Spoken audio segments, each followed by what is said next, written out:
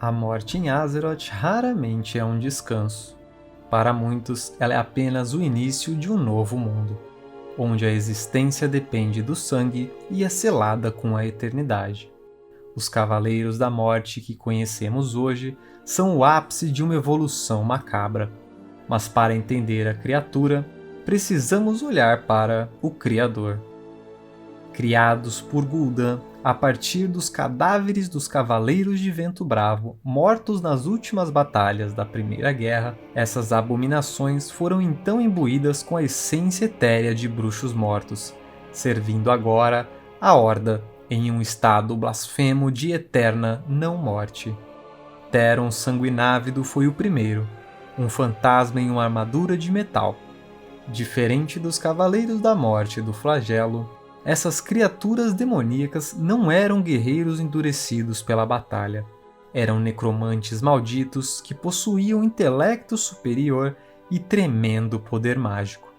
Frequentemente, eles favoreciam o uso de táticas de terror e reanimavam os cadáveres de soldados inimigos caídos em batalha para servi-los como lacaios mortos-vivos sem mentes.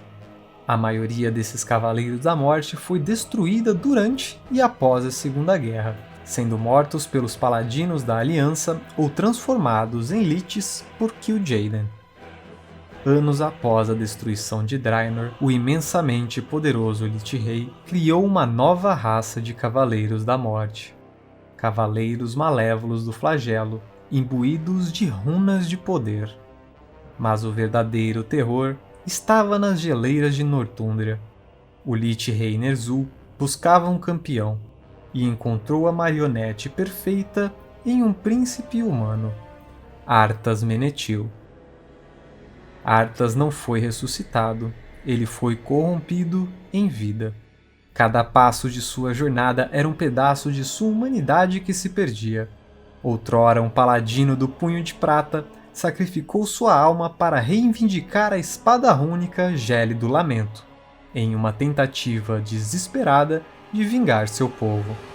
Outros Cavaleiros da Morte foram criados a partir de guerreiros ou paladinos caídos, cujas almas foram corrompidas e subjugadas à vontade do Trono de Gelo. Diferente dos Cavaleiros da Morte de Gul'dan, esses campeões sombrios possuíam força profana, contudo, não possuíam livre-arbítrio, e suas mentes estavam entrelaçadas e dominadas pela consciência do Lich Rei. Apesar do alto preço do livre-arbítrio, alguns mortais poderosos foram atraídos pelas promessas de imortalidade. Nos anos que se seguiram à fusão de Arthas com o Lich Rei Ner'zhul, o poder e a fúria dos Cavaleiros da Morte só aumentaram. Esses implacáveis cruzados condenados aguardavam ansiosamente o comando do Lich Rei para liberar sua fúria sobre Azeroth uma vez mais. Durante a batalha pela Capela da Esperança da Luz, o Lich Rei, em traição aos seus Cavaleiros da Morte, estava disposto a sacrificá-los para matar o líder paladino Tirion Fordring. No entanto, quando Tirion emergiu para defender a Capela da Esperança da Luz, junto com os paladinos do Punho de Prata e da Aurora Argêntea, a fúria sagrada da Luz foi lançada contra os exércitos invasores de mortos-vivos. A Luz subjugou o poder do Flagelo, matando imediatamente todas as forças de mortos-vivos na área, quebrando as correntes mortais de Darion Mograine e seus Cavaleiros da Morte da vontade do Lich Rei. Os Cavaleiros da Morte libertados tomaram Áqueros do Flagelo e formaram os Cavaleiros da Lâmina de Ébano, sob o comando de Mograine. Os Cavaleiros da Lâmina de Ébano mais tarde se tornariam um fator importante na morte de Arthas Menethil, juntando-se à Cruzada Argêntea para formar o Veredito Cinzento. Eles abriram caminho através dos portões da Cidadela da Coroa de Gelo. Na derrota de Arthas, eles não buscavam glória, mas o fim da servidão. Eles viram seu antigo mestre cair apenas para aceitar a triste verdade: o mundo sempre precisaria de um Lich Rei. Anos depois, a vinda da Legião Ardente forçou a Lâmina de Ébano a cruzar linhas proibidas.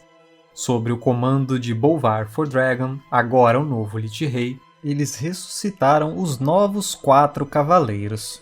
Figuras como Nazgûl e Mata-Troll foram arrancados de seu repouso eterno para mais uma vez servir.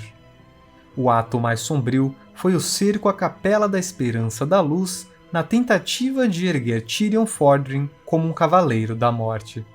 Ali o mundo entendeu. Os cavaleiros não servem à moralidade dos vivos. Eles servem à sobrevivência de Azeroth, não importa o preço. Com o elmo da dominação destruído por Sylvanas, Bolvar ergueu uma 4ª geração de Cavaleiros da Morte para serem sua vanguarda. Nas Terras Sombrias, eles encontraram o berço da magia necromântica, deixando de ser meros acidentes da história para se tornarem os guardiões do equilíbrio entre a vida e o pós-vida. Os Cavaleiros da Morte cavalgam entre nós, mas não são um de nós. Não buscam perdão, pois sabem que o que fizeram é imperdoável. Eles buscam apenas a vitória, porque no fim, eles entendem a verdade mais sombria. Todos servirão à morte.